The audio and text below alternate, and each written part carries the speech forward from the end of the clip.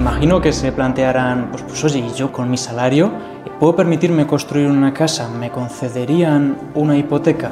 Antes de que explotase la burbuja inmobiliaria, el banco te permitía endeudarte hasta un 50-55% de los ingresos que tuvieses, lo cual era una verdadera barbaridad. Claro, al final por las cuotas mensuales de la hipoteca que hay que pagar más o menos vienen a equilibrarse al precio medio del alquiler a día de hoy. Efectivamente, y muchas veces incluso la hipoteca está por debajo incluso de lo que se paga de alquiler.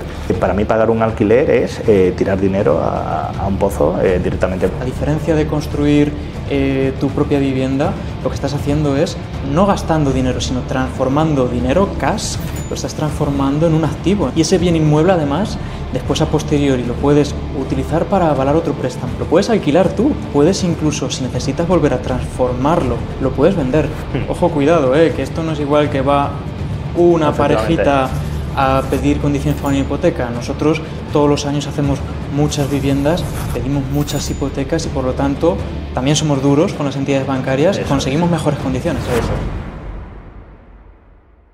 Bienvenidos al nuevo podcast de Scalta Arquitectura, un espacio creado para dar información de interés a todos aquellos cuyo sueño es construirse una vivienda en propiedad. En este primer episodio hablaremos sobre hipotecas, un elemento muy importante porque al final es el banco el que presta el dinero para construir las viviendas. Trataremos temas como qué salario es necesario tener para que me concedan una hipoteca, veremos diferentes tipos de hipotecas, cuáles hay, veremos de qué formas se pueden conseguir las mejores condiciones de una hipoteca, etc. Mi nombre es Álvaro Tavira y para hablar de este tema hoy estoy con Santiago, experto en hipotecas que, lejos de trabajar dentro de los bancos para concederlas, él ha decidido trabajar del lado de los clientes particulares para conseguirles las mejores condiciones negociando con los bancos. Un servicio que de ahora en adelante estaremos dando desde Scalta Arquitectura. Bienvenido, Santiago. Muchas gracias, Álvaro. Un placer estar aquí. Bueno, esto es un servicio que además vamos a empezar a dar desde Scalta Arquitectura, pero antes de hablar de hipotecas, yo creo que merece la pena que toquemos un poco el contexto. Esta noticia de las 600.000 viviendas que haría falta en España y que no están construidas, ¿de dónde crees que viene y qué consecuencias tiene? Efectivamente, Álvaro, por desgracia, actualmente en el panorama inmobiliario hay un déficit brutal de vivienda. Se estima más o menos que a día de hoy harían falta en torno a 600.000 viviendas. Desde la perspectiva pública vemos que hay una gran escasez de suelo finalista. ¿Qué es el suelo finalista? Es el suelo sobre el que se puede construir ya directamente la promoción de vivienda nueva. Sí que es verdad que escucho muchas veces pues en las noticias, en vídeos, investigando un poquillo sobre esta problemática, que la gente dice que no hay suelo. Suelo hay de sobra en España. Lo que no hay es suelo capacitado para poder iniciarse la construcción. Y entiendo que el punto de inflexión tal vez comenzó con la crisis del 2008, donde la construcción prácticamente se ralentizó o prácticamente se paralizó y sin embargo constantemente año tras año el número de personas o de familias que han ido necesitando tener acceso a vivienda en propiedad se ha mantenido. Luego también ese déficit sumado al problema del suelo. Efectivamente, la construcción fue un motor fundamental para la economía española antes de que explotase la burbuja inmobiliaria. Y desde que explotó hasta ahora, esa necesidad, porque al final es una necesidad que tienen todos los ciudadanos que viven en España, pues no ha dejado de existir. Al final, tener una vivienda no es una opción, todos necesitamos un sitio en el que podamos vivir. Y es verdad que pues no se han adoptado las medidas suficientes y necesarias, tanto del sector público como privado. En el sector público, desde la perspectiva del sector público, aparte de lo que te he comentado del suelo finalista, también hay otros elementos que también acrecentan este problema que tenemos actualmente. Uno de ellos es, por ejemplo, la incertidumbre legal que hay. Se ha legislado mucho al respecto, sobre todo por el tema de la ocupación, que es un problema encima de rabiosa actualidad, que se habla mucho, a nada que pongan la tele, es raro que haya una semana que no hablen sobre este tema, en la que la propiedad privada, por así decirlo, está en entredicho. ¿Esto qué hace? Desincentivar la inversión inmobiliaria de promotores, por ejemplo, cuyo objetivo es construir para poner su vivienda en alquiler. Y además, sumado al problema del suelo y al problema de la ocupación, vivimos en un país que además es muy turístico. Hay muchas viviendas que se destinan a uso turístico y al final este déficit de mercado, al final hay más demanda de vivienda, de la vivienda que realmente está construida, pues como ocurre con todos los déficits de mercado, beneficia a muy pocos y perjudica a muchos. En este caso los que han salido beneficiados son los que ya tenían una vivienda en propiedad, que han subido muchísimo el precio de los alquileres. Sí que es verdad que cada vez hay más vivienda que históricamente se destinaba a uso habitacional y están haciendo un cambio a uso turístico. En el último año creo que ha subido desde del 2023 al 2024 hubo un incremento aproximadamente del 16% en cuanto a pisos turísticos se refiere, aunque sí que es verdad que es parte del problema, pero no es una parte importante que tenga un peso muy grande sobre el problema, y te explico por qué. Solo alrededor del 10% de los inmuebles que están en alquiler se destinan a uso turístico, que es algo que puede hacer que el problema de déficit inmobiliario sea creciente. Sí, que es algo que marque la diferencia, no. Y poniéndonos en la piel de una persona o una familia que esté planteándose dejar de pagar el alquiler cuanto antes para convertirse en propietario, imagino que se plantearán, pues oye, ¿y yo con mi salario, o si es con mi pareja o mi mujer, con mi salario, ¿puedo permitirme construir una casa? ¿Me concederían una hipoteca? Yo, por ejemplo, vamos a comentar algunos datos básicos. ¿Cuál es el tiempo medio estándar de una hipoteca para construir una casa? Una hipoteca autopromotor, en este caso, ¿vale? A mí me gusta diferenciar entre hipoteca para vivienda terminada y hipoteca para autopromotor. Prácticamente, a nivel condiciones, plazo y características de concesión, funcionan de una manera muy similar, ¿vale? La gente cree que para hipoteca autopromotor o para hipoteca de vivienda terminada, el plazo suele estar entre 25 y 30 años. No es así. Puede estar desde 25 hasta 40 años en muchos casos. Sí que es verdad que para que el plazo sea superior a los 30 años no existe la tipología, que ahora entraremos luego a explicar un poco los distintos tipos de hipotecas que hay.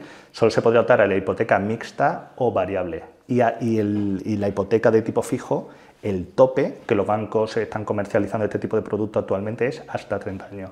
Hasta 30 años. Efectivamente. Y entiendo que también muchos se preguntarán, ¿y con mi salario? Muchos potenciales clientes, sí. Digo, ¿y con mi salario cuál es la cuantía máxima que me darían para construir una casa? ¿Hay alguna fórmula para calcular? Sí, efectivamente. Está lo que se denomina la capacidad de pago, ratio de endeudamiento, el DTI, que es Debt to Income, que al final es, básicamente, el banco no te va a dejar pagar más de uno o de todos los préstamos previos que tenga, que destine más al pago de estos préstamos, dependiendo de si es uno o dos titulares y del tipo de contrato laboral que tenga, entre el 30 y el 40%. Lo normal suele estar en torno al 35%. Por ponerte un ejemplo, antes de que explotase la burbuja inmobiliaria, el banco te permitía endeudarte hasta un 50-55% de los ingresos que tuvieses. Ha cambiado. Incluso te computaba los ingresos que tú percibías estando en el paro, lo cual era una verdadera barbaridad. Actualmente ya no solo este ratio de endeudamiento se ha estresado a la baja entre este 30 o 40%, que depende de si es un solo titular. Cuando es un solo titular, el máximo suele estar entre el 30 y el 35%. Cuando son dos titulares, puede ser entre ese 35 y ese 40%. Incluso una cosa que mucha gente no sabe, para rentas altas se puede pasar el 40%. ¿Por qué? Por la renta disponible. Te pongo un ejemplo. Si yo te pongo una persona, como ejemplo, una persona que quiere comprar en Tarancón, ¿vale? Una casa de 100.000 euros, ¿vale? gana 1.000 euros de nómina y la hipoteca son 300 euros, ¿vale? Tiene entrada, pues tiene aportación para la entrada, los gastos, etcétera, etcétera. Haciendo una cuenta muy básica dices, oye, pues esta operación sería viable porque tiene contrato indefinido y esos 300 euros representan un 30% de los ingresos que tiene. No sería viable en ese caso, aun estando por debajo de ese ratio de endeudamiento, por la renta disponible. Hay otro punto que la gente no suele tener en cuenta, que aparte de cumplir este ratio de endeudamiento entre el 30 y el 40%, en líneas generales, también la renta disponible después de pagar los préstamos, ya sean hipotecarios o, si hay más, préstamos personales de cualquier tipo, te tiene que quedar una renta disponible como mínimo después de pagar ese préstamo de entre 1.000 y 1.200 euros. Por el contrario, si tú ganas 10.000 euros, que ojalá que todos ganemos eso el día de mañana, 10.000 euros, y te saliese, por ejemplo, una cuota de 4.500 euros de hipoteca, irías a un 45% de endeudamiento, aunque por renta disponible el banco entiende que como te sobran 5.500 euros, que está muy bien para poder vivir, comer y irte a dar una vuelta el fin de semana, aunque en este caso estemos por encima de ese ratio de endeudamiento, sí que hay bancos que aprobarían la operación. ¿Y podríamos hacer el cálculo inverso nuestros potenciales clientes, las personas que estén pensando en dar este salto de construir su vivienda, podrían hacer el cálculo inverso y decir, pues cobro limpio en el banco 1.500, 1.600 euros? Un 40% sería lo máximo que me van a permitir pagar en la cuota mensual de devolución del préstamo hipotecario. 1.500, 1.600 euros, en este caso por el 40% son 600 euros, por 12 meses, que es un año, serían en torno a 7.000 euros al año. 7.000 euros al año por 30 años, estamos hablando de unos 210.000 euros. Sí. ¿Podrían concederme? Efectivamente, sí. Y si somos si somos una pareja, el doble.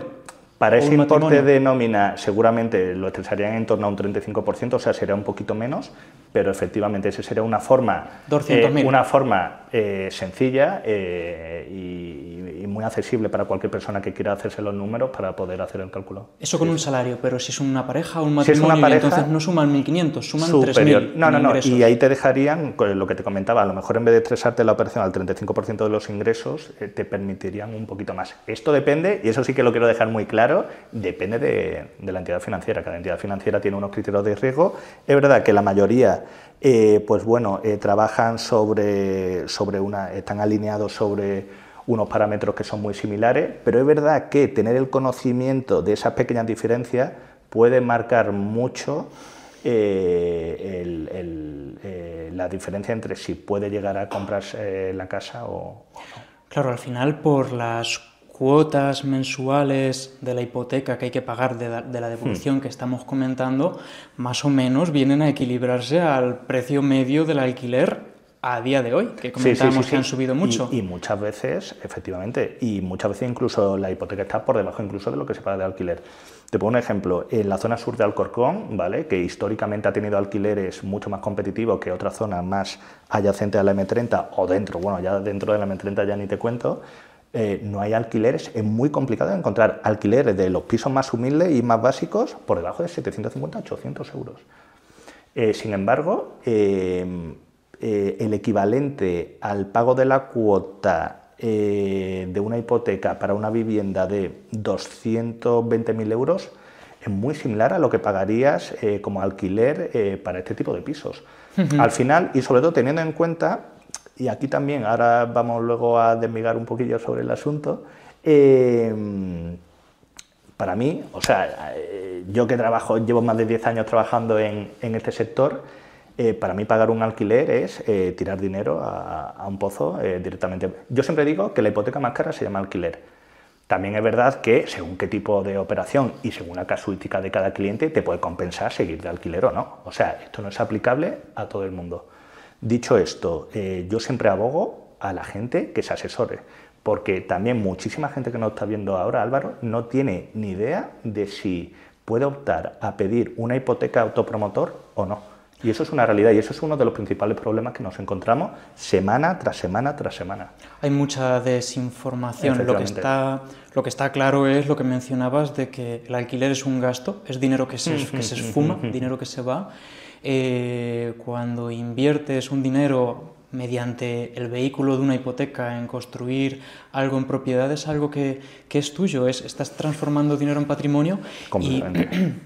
Y en este caso hace que no te descapitalices. El otro día en un foro de vivienda que me invitaron a participar, comentábamos, ¿no?, el riesgo tan grande que tenemos como país de que toda esta generación que ahora mismo está pagando unos alquileres desorbitados no consiga construirse una vivienda en propiedad, transcurran los años, lleguen a la jubilación y con las pensiones tengan que abonar el coste, con lo poco que va a quedar de pensión, el coste de la vida y el coste del alquiler, porque sigan de alquiler, será drástico.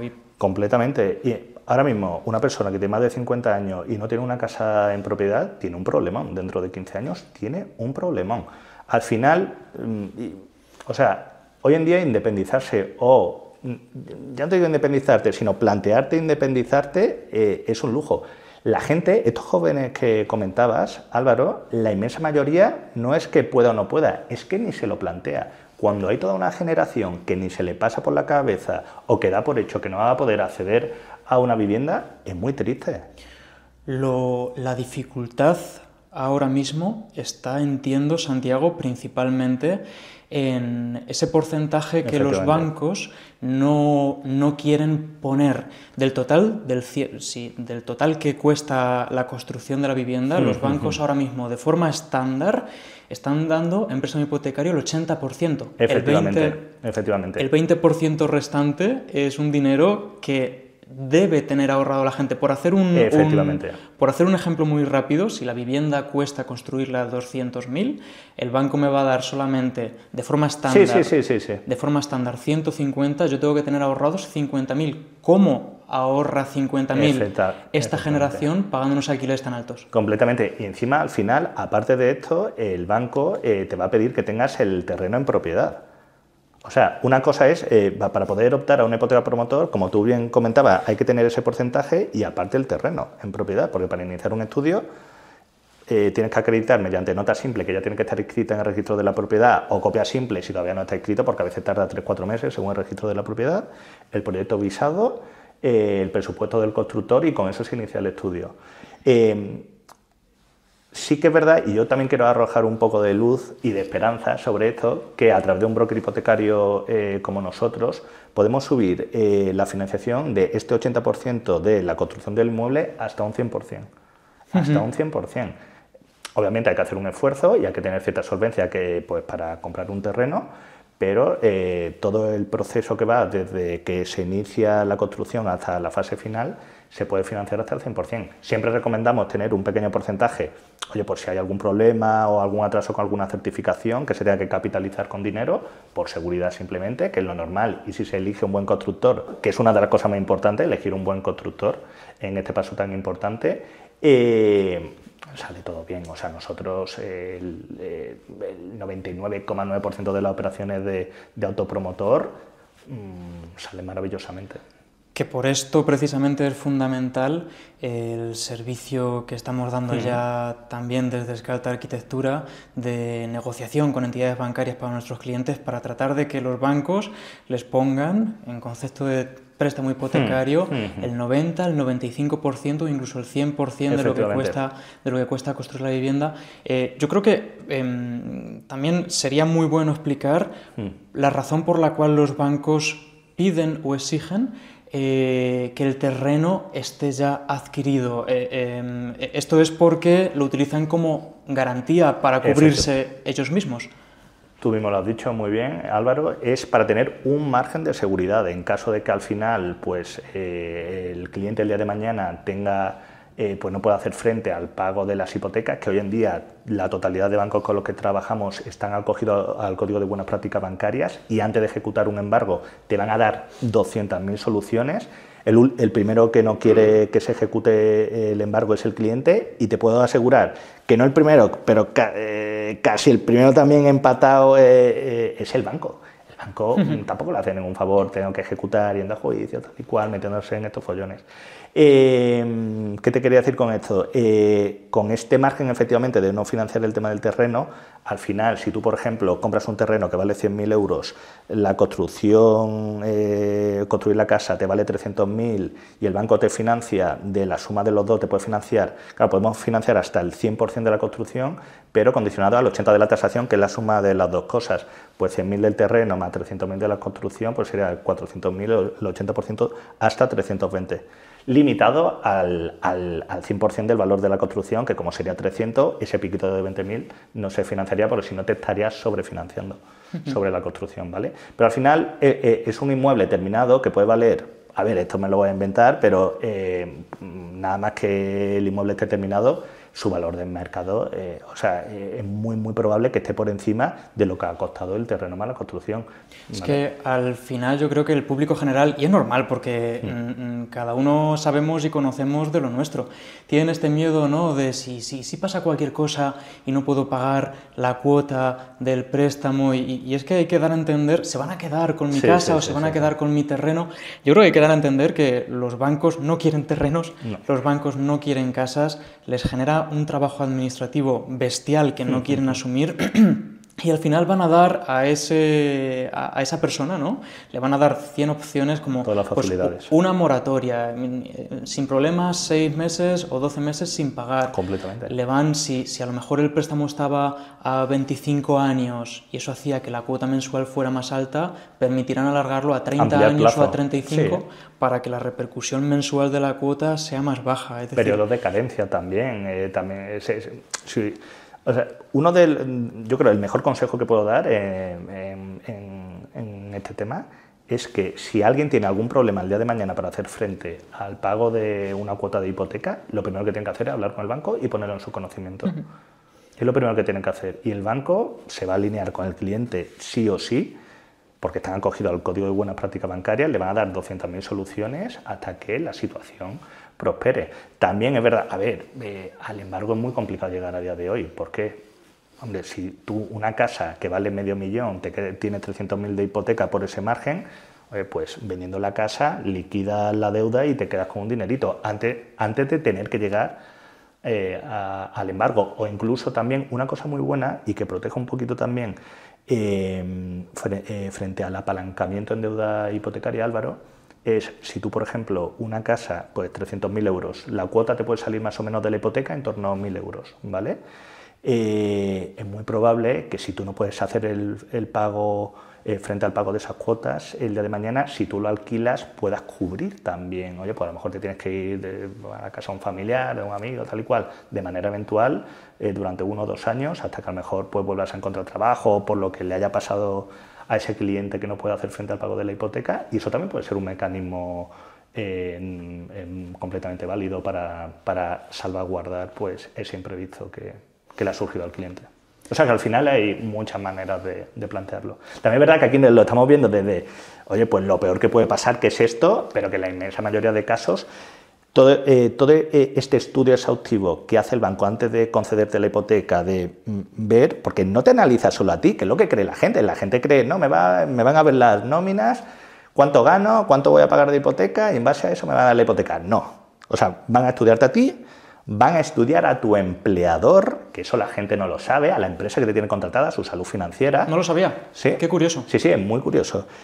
Van a estudiar también pues, tu saldo crediticio, la CIRBE, que son pues, todos los préstamos que has tenido, si has tenido algún impago en el pasado, que eso la gente tampoco lo tiene en cuenta.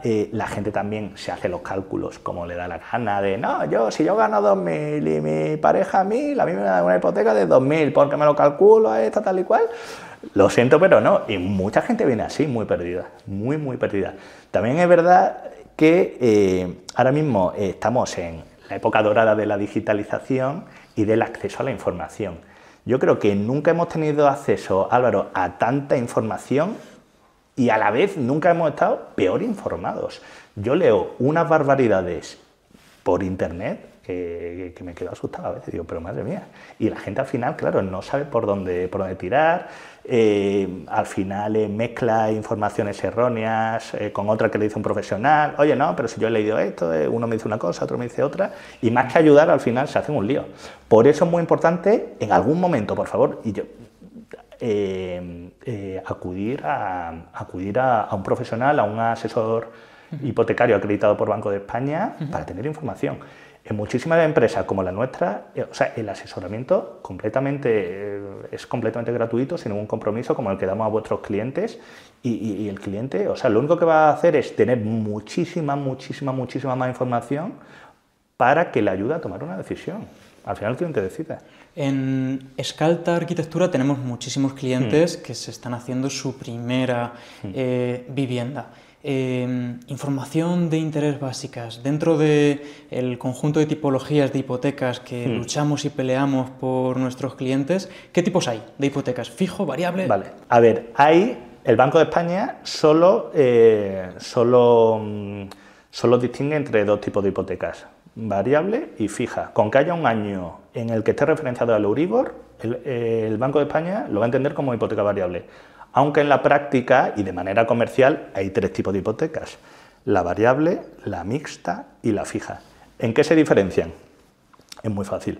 La hipoteca variable suele tener un periodo fijo de 12 meses en el que tú vas a pagar la cuota en base a un tipo de interés, que este tipo de interés suele ser durante el periodo fijo mucho más competitivo que un fijo o un mixto, y después se te va a aplicar un índice de referencia, en este caso con el que se trabaja en España es el Euribor, que es el tipo de interés al que los bancos de la zona euro se prestan dinero entre ellos. Y bueno, esto te puede permitir a corto plazo tener un tipo fijo mucho más competitivo, pero es verdad que después estás expuesto a las fluctuaciones que pueda tener el Euribor. En segundo lugar, tipo mixto. Tipo mixto yo creo que es muy interesante, en líneas generales, después hay que ver cada caso. Te permite tener un periodo fijo un poquito más largo que en la hipoteca variable. En vez de a un año, pues se puede poner a 3, a 5, incluso a 10, lo cual está muy bien. Y después, transcurrido este periodo fijo, lo mismo que la hipoteca variable, sería Euribor referenciado pues al diferencial que se haya negociado con la hipoteca. Y en tercer y último lugar, el tipo fijo, que al final lo que tienes, tú vas a pagar la misma cuota durante toda la vida útil de la hipoteca.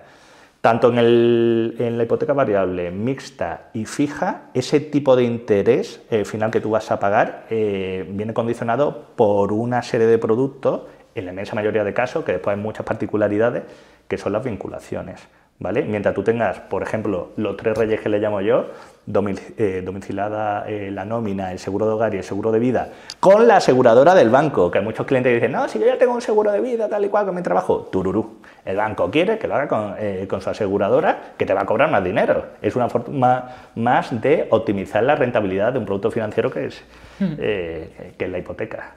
Y aquí yo especificaría, para quienes no lo conozcan, lo que es el tipo de interés, que al final es la principal diferencia entre los diferentes tipos de hipotecas, que al final suele ser un porcentaje, siempre un porcentaje, voy a decirlo súper sencillo. Si la casa construirla cuesta 250.000 euros y el banco te presta 250.000 euros, luego al banco tú no tienes que devolverle 250.000 euros, tendrás que devolverle 300. 300 y pico mil o lo que sea, efectivamente. O lo que sea. Esa diferencia, ese porcentaje, si por ejemplo es un 3%, es el que se mantiene fijo y estable durante los 30 años que dure la hipoteca en las hipotecas fijas, y en las variables no será un 3%, será Euribor más 1,5 o Euribor más 1.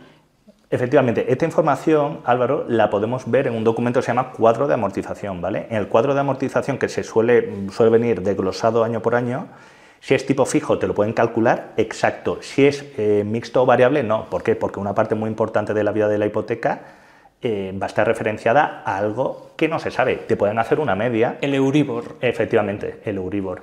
¿Qué es lo que se suele hacer en un documento antes de firmar la hipoteca, cuando se va a contratar una hipoteca variable o mixta? El banco te pone tres escenarios: el actual, el medio histórico de los últimos años y el peor. El más alto, que fue el Euribor en un 5,39, en junio de 2008, si no me falla la memoria. ¿Para qué? Para que el cliente sea consciente de a qué se está exponiendo, ¿vale? También digo, la gente tiene muchísimo miedo cuando le hablamos de hipoteca mixta. Yo, verdad, y me voy a mojar, hipoteca variable a día de hoy no lo recomiendo y no creo que lo vaya a recomendar en los próximos años. ¿Te refieres porque el Euribor ahora mismo está, o tú prevés que va a estar en movimiento? Sí, bueno, el Euribor está en torno al 2,5, que no es ninguna barbaridad. La gente, lo que pasa que también ha tomado como referencia cuando el Euribor estaba en negativo, en cero y después negativo, que yo no pensaba que iba a haber el Euribor en negativo en mi vida, y la gente ha normalizado tipos tan brutales y competitivos que era dinero regalado, que había tipo fijo en torno al 1%, lo cual era una barbaridad. Actualmente podemos conseguir tipos fijos para autopromotor en torno al 2%, que son tipos súper competitivos y en algunos casos bajar del 2% a 30 años. Es dinero muy, muy barato. Y también una cosa muy importante que me gustaría recalcar, yo por ejemplo estuve trabajando en una PropTech que tiene ahí que te estuve comentando antes, Álvaro, su sede en Emiratos Árabes, y estuve ayudando un poquillo a su expansión aquí en España, y ahí tuve la oportunidad de trabajar con clientes pues, de Emiratos Árabes, Brasil, Estados Unidos, que eran no residentes que querían invertir aquí en España. Claro, y tú cuando a ese cliente le hablabas, entonces estoy hablando de hace 3 años que los tipos estaban ahí, hace 2 años y pico los tipos estaban un poquito más altos, tú le hablabas de un tipo fijo a un 3,5, me lo invento, ellos estaban encantados. ¿Por qué? Porque la alternativa eran hipotecas 3 o 4 veces más caras en sus países de origen. ¿Qué quiero decir con esto? Que España ha sido, es y será un país muy, muy, muy competitivo. Una de las mejores cosas que tenemos en España, y podemos estar muy orgullosos, es que tenemos super hipotecas y la gente no es consciente. La gente, una hipoteca de un 3%, que ahora mismo si a un cliente le presentamos una hipoteca de un 3%, se echa la mano a la cabeza y dice, vaya horror de hipoteca, a nivel global y con perspectiva histórica, es un pedazo de tipo de interés como la copa de un pino. Es un chollo. Es un chollo, un 3% a 30 años, dinero regalado prácticamente. El bono americano está a 4,8 a 20 años, por ejemplo. Que por eso también, una de las cosas que yo suelo recomendar, antes de que se me olvide, yo recomiendo, porque aquí no hay cultura financiera en España, creo que se debería de incidir desde los colegios muchísimo más en dar más formación financiera, porque sabemos hacer, analizar una frase que está muy bien cuando acabamos el bachillerato, pero no sabemos ni hacer una declaración de la renta, ni saber cómo funciona una hipoteca, no tenemos ni idea. Deberíamos de tener un poquito más de cultura en este aspecto para saber también, y que yo lo veo, apalancarse en deuda. Si sabes cómo hacerlo y lo haces con cabeza, es bueno. Yo recomiendo, en líneas generales, y lo digo, cada caso es un mundo, por supuesto, apalancarse en préstamo hipotecario aquí en España, por lo que he comentado hace poquito, que es un producto súper competitivo, es súper interesante, porque ese dinero que hubiese dado como entrada, si en vez de darlo como entrada te lo hubiese guardado apalancándote un préstamo hipotecario y lo destinas a otro producto que te dé una rentabilidad mucho mayor, que hay cuentas corrientes que te están dando, cuentas corrientes del 3%, que es una barbaridad. Es que es dinero que estás tirando a la basura. Mira, no te imaginas la de cantidad de clientes que nos llegan, que todos tienen una historia detrás, todos nos comentan los errores que cometió su primo con la hipoteca, las cláusulas que le metieron sin darse cuenta a su amigo con la hipoteca, y además es un dolor el que sienten fuerte, porque esto es un error que se alarga cuando lo cometes a 25 o a 30 años, ¿no? ¿Qué tipo de qué cosas hay que estar pendiente? Es verdad que el tema de la burbuja ha dejado en la conciencia popular un poquito de miedo a la hora de valorar comprar una casa e hipotecarla. Gracias a Dios, y esto lo quiero dejar muy claro, se ha regulado una auténtica barbaridad de que sucedió esto. Muchísimo, muchísimo.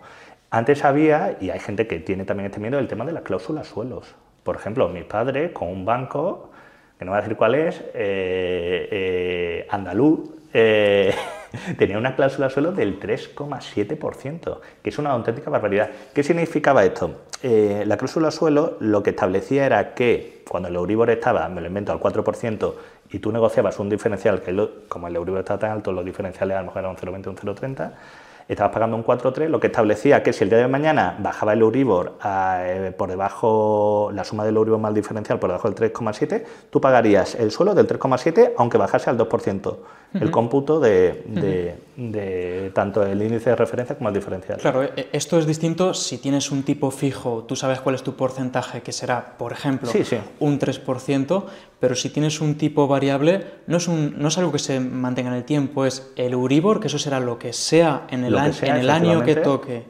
toque de esos 25 o 30 años de hipoteca, Euribor más un 1%, por ejemplo. Entonces, el Euribor puede subir y que la suma de Euribor más el tipo se te quede por encima de la fija, o el Euribor puede bajar y que la suma del Euribor más el tipo se te quede incluso por debajo de la fija. Eso es. Esta cláusula en concreto ya no existe, que la gente no se preocupe, porque es uno de los temas que ha traído, que está en boca de muchísima gente, y ha habido muchos despachos de abogados que se han dedicado, no en exclusiva, pero que una parte de su propuesta de valor para litigar contra los bancos ha sido el tema de la cláusula suelo.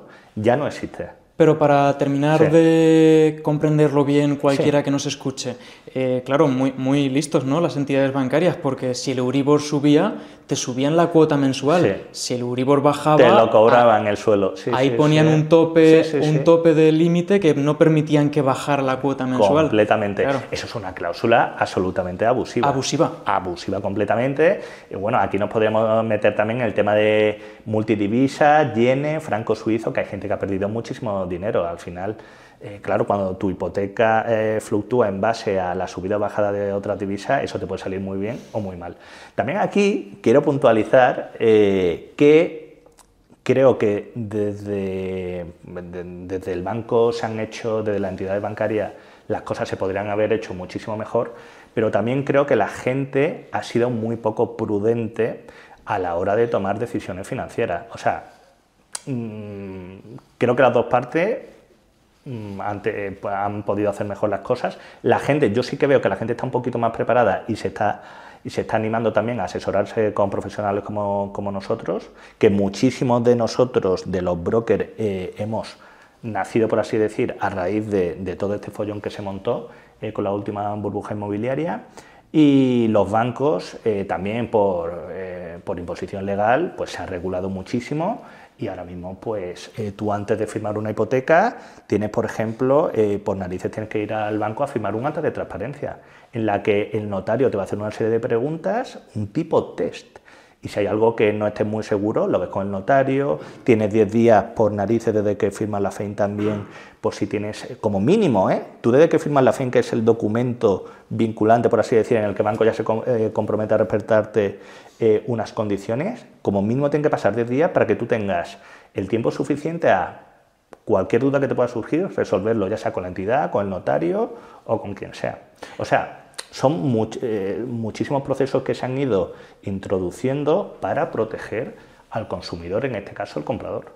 Decías que tal vez antes de la crisis del 2008 las personas, incluso las familias, no tuvieron mucho cuidado al leerse la letra pequeña, y deberíamos protegernos, la gente debería protegerse y pensar tanto si las cosas van bien como si van mal. Y digo, si las cosas van mal, pierdo mi trabajo, cuidado, si la cuota que tengo que pagar al mes son X, tengo que prever que puedo quedarme sin trabajo y que tengo que tener algo ahorrado.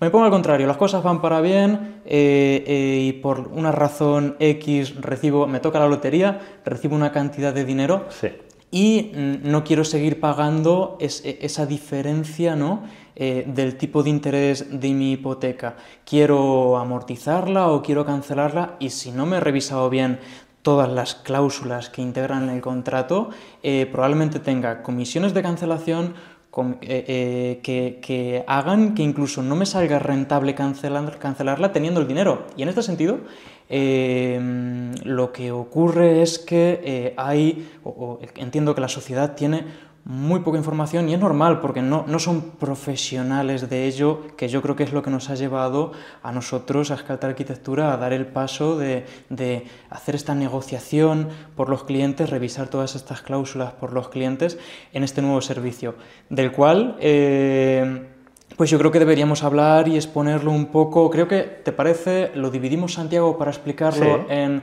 la fase inicial de asesoramiento gratuito y luego a posteriori ya la fase de contratación definitiva de una hipoteca. Sí.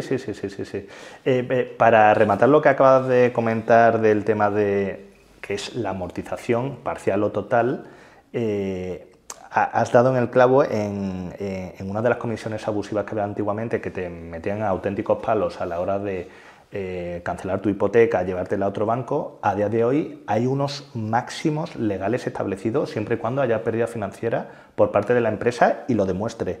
Este porcentaje máximo es el 2% del capital a amortizar siempre y cuando haya pérdida financiera. Si no, no. Y después hay bancos con los que se puede negociar a un 0%, tanto para la total como para la parcial, ¿vale? Quería puntualizar eso.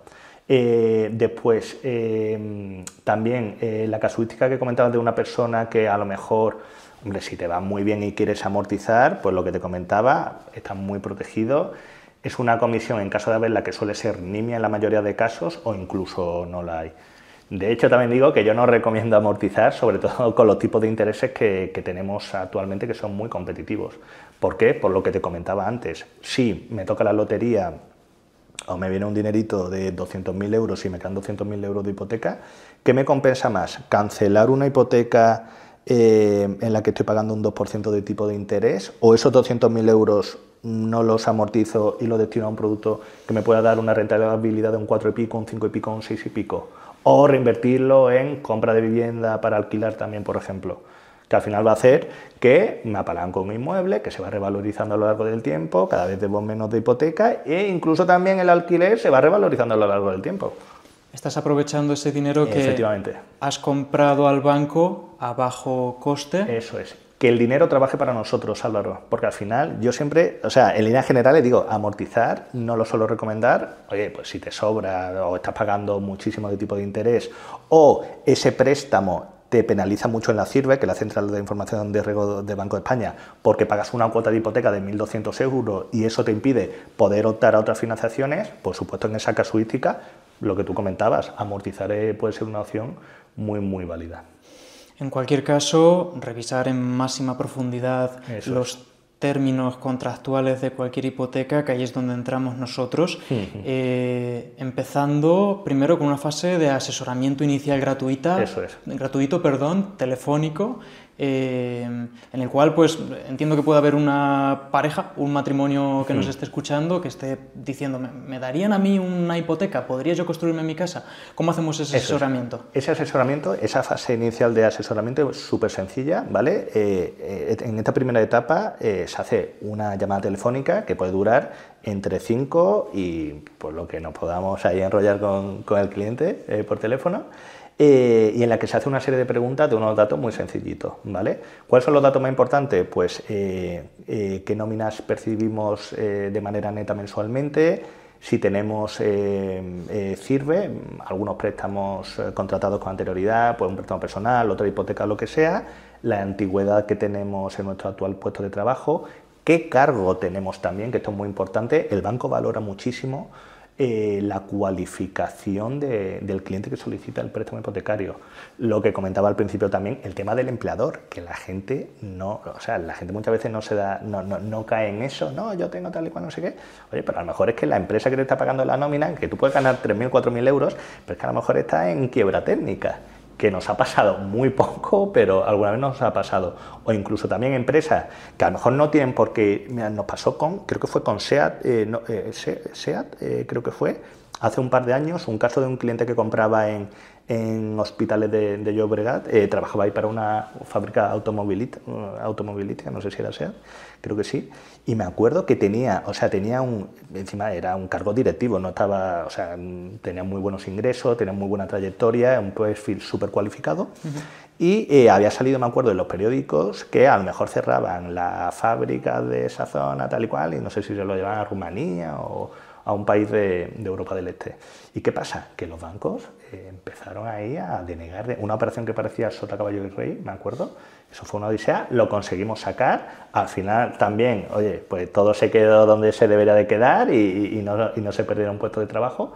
Pero bueno, sí que es un ejemplo muy representativo de que en este estudio que damos a vuestros clientes mediante llamada telefónica, con un porcentaje súper elevado de meticulosidad y de poder saber si es viable al 99,9%, el cliente se lleva una información súper valiosa que le puede ayudar a dar ese pasito que tanto cuesta muchas veces de poder valorar, oye, pues a lo mejor me hago una casa a mi gusto. Incluso de dar aquellos primeros pasos como comprar la parcela o contratar el proyecto de los arquitectos si ya tiene esa seguridad con un asesoramiento previo. Eso es, sí, porque hay gente, Álvaro, y eso lo hemos visto, que se lanzan a comprar un terreno y todavía no han hecho un estudio de viabilidad. Que es verdad que en muchos casos alguien que tiene la capacidad de poder comprarse un terreno, pues suelen estar muchos en 100.000, por encima hay algunos por debajo de 100.000, pero que requiere una entrega importante de dinero.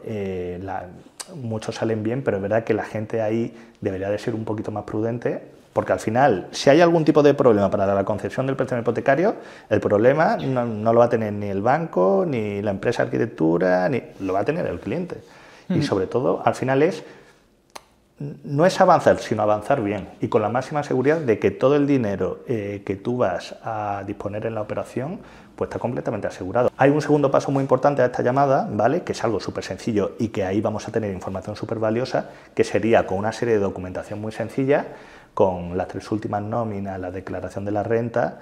Hay mucha más documentación que te suele pedir el banco, pero con estas cosillas o los últimos trimestres en el caso de ser autónomo, nos va a dar muchísima información para saber si la operación es viable, sobre todo a efectos de ratios de endeudamiento. Entonces llega el punto de que hemos desarrollado el diseño y el proyecto para nuestros clientes, le hemos conseguido la licencia de obra y bueno, pues llega el momento de construir, pero antes de construir hace falta seleccionar una hipoteca, ¿verdad? Aquí el cliente tiene 2 opciones, o pedirse días de vacaciones en su trabajo para ir a pelearse, a negociar presencialmente con los bancos, porque lo normal es que le den las condiciones estándar, es decir, condiciones malas estándar. La otra solución que intentamos abordar ahora mismo desde Scaltar Arquitectura es facilitarles este trabajo, hacérselo nosotros, para además conseguirles mejores condiciones.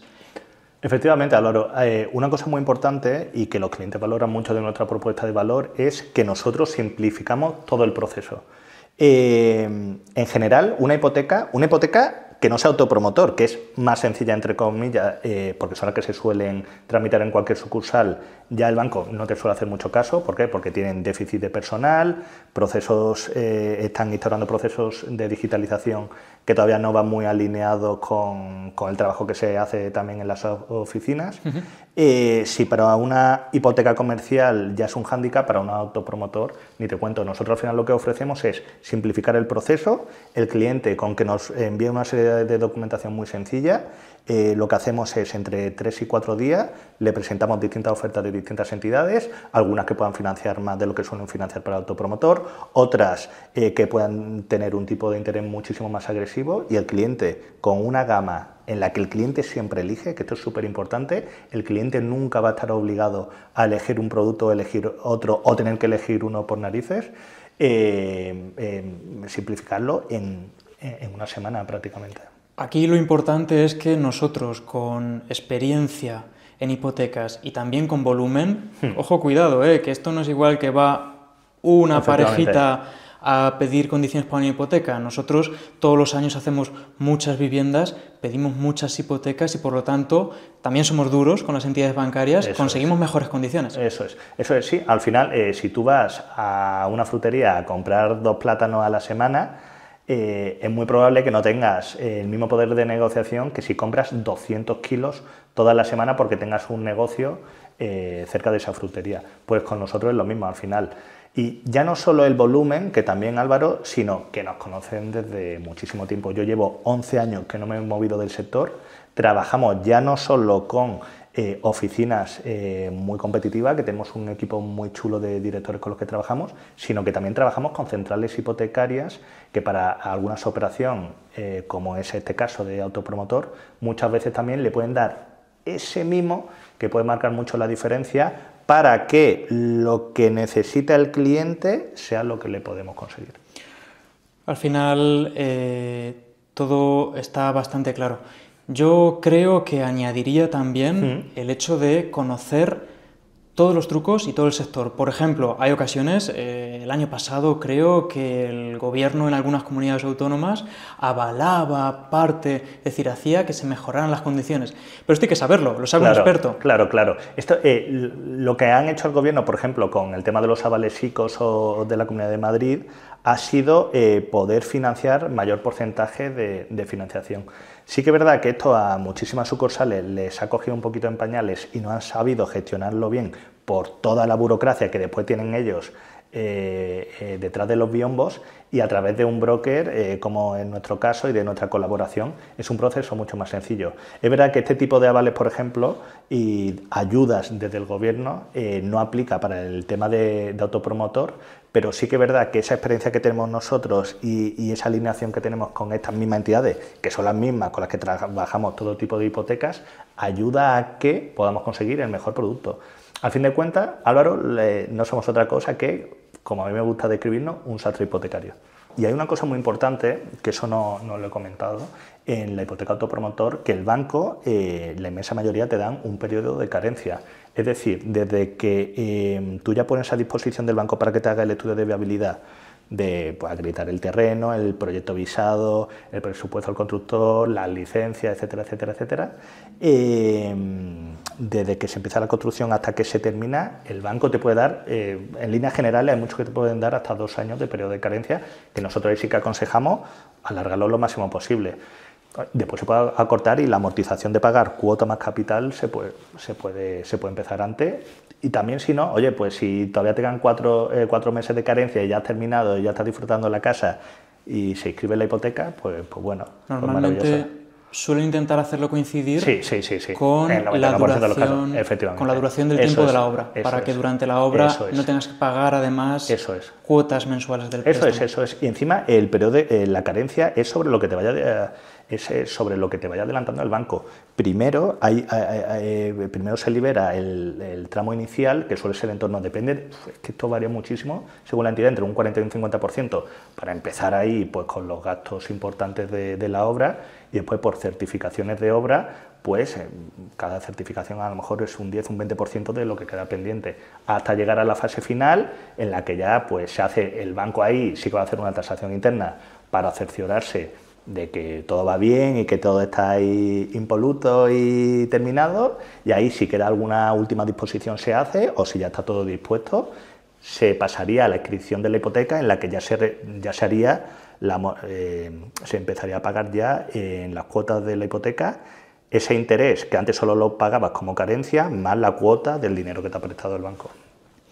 Muy interesante. En este apartado de la obra, mucha gente se pregunta ¿cómo me libera el dinero el banco? La gente piensa que si, bueno, no todo el mundo, pero hay personas que piensan que si la casa cuesta 300.000 euros, el banco me los da de golpe, y no es así. No. Durante todo el proceso de la obra, el banco con tasaciones va analizando qué porcentaje del 100% se lleva ejecutado. Por ejemplo, a los 2 meses de la obra, del inicio de la obra, se lleva ejecutado un 15%. El banco pone a disposición del cliente el 15% del préstamo. Eso es.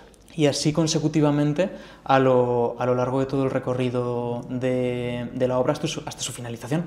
Eso es, efectivamente, y nada, y como comentábamos, este dinero que se va aportando en cachitos, por así decir, es lo que te va cobrando el banco en el periodo de carencia. Hay alguna entidad incluso que te puede dar un tramo en el que no te cobra absolutamente nada para que puedas ir un poquillo más holgado, porque al final muchas de las personas que optan por la hipoteca de autopromotor están pagando, por ejemplo, también un alquiler, y nada, que en resumidas cuentas, facilidades por parte del banco para poder contratar este tipo de productos.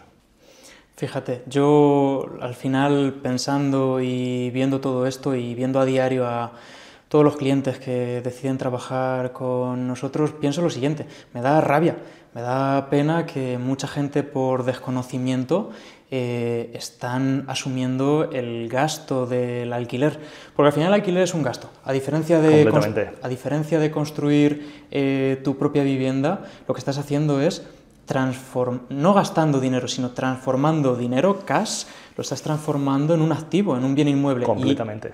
Y ese bien inmueble, además, después a posteriori lo puedes utilizar para avalar otro préstamo. Lo puedes alquilar tú y empezar a cobrar un alquiler a otros. Lo puedes incluso, si necesitas volver a transformarlo, ese activo, en dinero, lo puedes vender. Se puede ignorar incluso muchas veces también. Sí que es verdad que esto es más complejo, pero al final es lo que tú comentas. Al final es un activo que te da muchísimas opciones para poder empezar a construir tu patrimonio, y ya no solo, esto en el corto plazo estamos hablando, pero también con una visión y teniendo en cuenta la coyuntura española en la que la pirámide poblacional cada vez se va invirtiendo más, tenemos una tasa de natalidad de las más bajas del mundo y cada vez hay más gente mayor. Proteger nuestro futuro, sobre todo para que el día de mañana con esa pensión, si la tenemos va a ser muy bajita, oye, pues poder tener por lo menos también un sitio donde vivir después de haber trabajado muchísimos años y disfrutar de lo que nos quede de vida, que para eso hemos venido, para disfrutar. Bueno, pues que al final toda la gente que esté interesada y quiera más información, que nos llame, que desde Scalta empezaremos a dar este servicio, y que de verdad que salen las cuentas, y mucha gente, me refiero para ser propietario, sí. Y mucha gente no lo sabe. Es mucho más simple de lo que la gente piensa, Álvaro, y yo al final todo esto lo resumo con una simple llamada a la acción, que la gente se asesore. O sea, si al final tienes un equipo de profesionales súper cualificados y especializados en este tema, que te van a hacer un asesoramiento que vale dinero, porque al final te lo están dando personas formadas, homologadas por Banco de España, que está valorado el asesoramiento en más de 300 euros, te lo van a dar gratis por la colaboración que tenemos con Scalta, asesoraros. Lo único que a lo que se pone el cliente es a tener muchísima más información y que esa información le ayude a tomar una decisión. Y el cliente es el que tiene la última palabra, que después haga lo que le dé la gana. Pero por favor, informaros. Bueno, Santiago, pues muchísimas gracias por aportar tu conocimiento y experiencia a los clientes de Scalta Arquitectura. Espero que os haya gustado este primer episodio. Dejarnos en los comentarios cualquier tipo de duda, darle a like y, por supuesto, compartirlo con cualquiera a quien creáis que esto le puede ayudar.